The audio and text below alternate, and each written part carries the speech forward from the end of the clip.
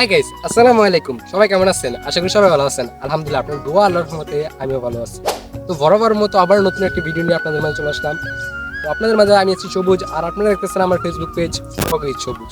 আজকের ভিডিওটা কি নিয়ে, টপিক নিয়ে, তা হয়তো আপনারা তখন ক্যাপশন থাম্বনেল দেখে বুঝে গেছেন। তারপর আবার বলতেছি, আজকে আমরা যাইতেছি হচ্ছে আমাদের কুমিল্লা জেলার মুরাদনগর থানা জাহাপুর জমিদার বাড়িতে যাইতেছি। তো আশা করি পুরোটা ভিডিও দেখবেন, ভিডিওটা অনেক মজার হবে। তো পুরোটা ভিডিও দেখতে থাকেন। আমরা এখন রওনা দিয়ে দিলাম হচ্ছে জাহাপুর জমিদার বাড়িতে যাওয়ার জন্য।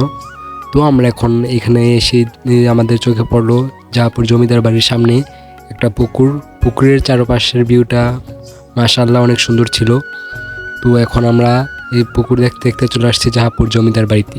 তো এই যে এটি হচ্ছে জাহাপুর জমিদার বাড়ি। সামনের দিকটা দেখেন কতটা সুন্দর ও মারাত্মক, অনেক সুন্দর একটা জায়গা। আপনারা দেখতেছেন যে কত সুন্দর জায়গাটা। তো এখন আমরা ভিতরের দিকে যাব। তো এই যে এখন আমরা বাড়ির ভিতরে ঢুকে গেছি। তো ভিতরে ঢোকার পরেই দেখতেছি যে এখানে অনেক বড় একটা জায়গা। এখানে মূলত ওদের পূজা হতো। তো এই যে সামনে দেখতেছেন যে ওদের একটা মন্দির।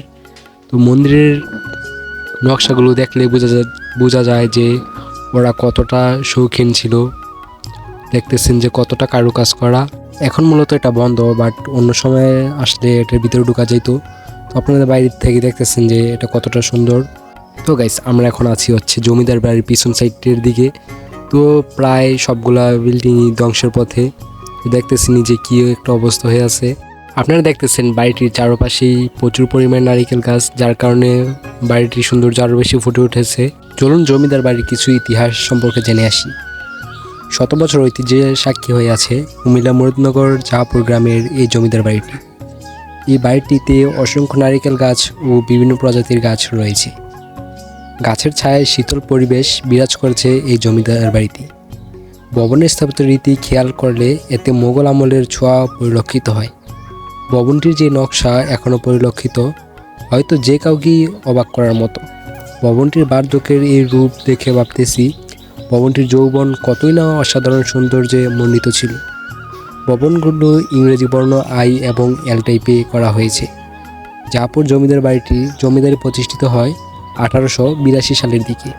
তবে জমিদার বাড়ির বংশধররা প্রায় 400 বছর আগেই এখানে বসতি স্থাপনা করেন। জমিদার বাড়ির প্রাপ্ত তথ্যসূত্র থেকে জানা যায় এই বাড়ির প্রথম পুরুষ শ্রী কানাইলাল রায়, তবে জমিদার হিসেবে প্রতিষ্ঠিত পায় নবম পুরুষ শ্রী গৌরমোহন রায়ের আমলে। তারই উক্ত কাজে সহযোগিতা করেছেন তারই সহোদর ভাই শ্রী মথুরা মোহন রায় এবং তারই জ্ঞাতি ভ্রাতা শ্রী রামদয়াল রায় ও শ্রী কমলাকান্ত রায়।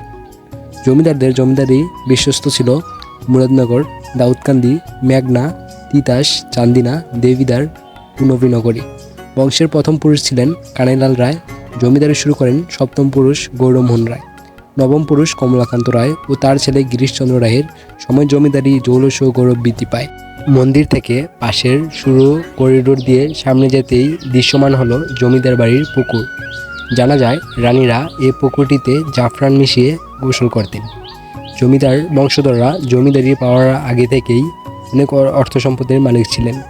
তারা মূলত ছিলেন পাট ব্যবসায়ী। এই পুকুরটি কিন্তু খনন করা তৈরি করা হয়নি। এই পুকুরটি করার পিছনেও কিন্তু একটি কাহিনী রয়েছে। লোকমুখে শোনা যায় জমিদাররা তখন বিভিন্ন ধর্মীয় অনুষ্ঠান করতেন। প্রচুর লোককে এখানে খাওয়ানো হতো। তাদের জন্য যে ভাত রান্না করা হতো, ওই ভাতের মার এখানে ফেলতে ফেলতে এটা পুকুরে পরিণত হয়েছে। প্রতি বছরই এখানে রথমেলা হয়। এই রথমেলায় হাজারো ভক্তবিন্দু এখানে শিবির করে। এটি হলো সেই 200 বছর পুরনো অলৌকিক বটগাছ, যাকে এখনও স্থানীয় বাসিন্দারা পূজা করে থাকে। এমনকি কেউ এই গাছের একটি ডালপালাও ছিঁড়ে না।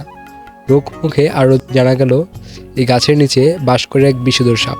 আজকের ভিডিওটা এই পর্যন্ত ছিল। যদি ভিডিওটা একটু হলেও ভালো লাগে, ভিডিওতে একটা লাইক দিয়ে সবাই ভিডিওটা শেয়ার করে দিবেন। আর যারা পেজটা ফলো করে নেয়, প্লিজ সবাই পেজটা ফলো করে দিবেন।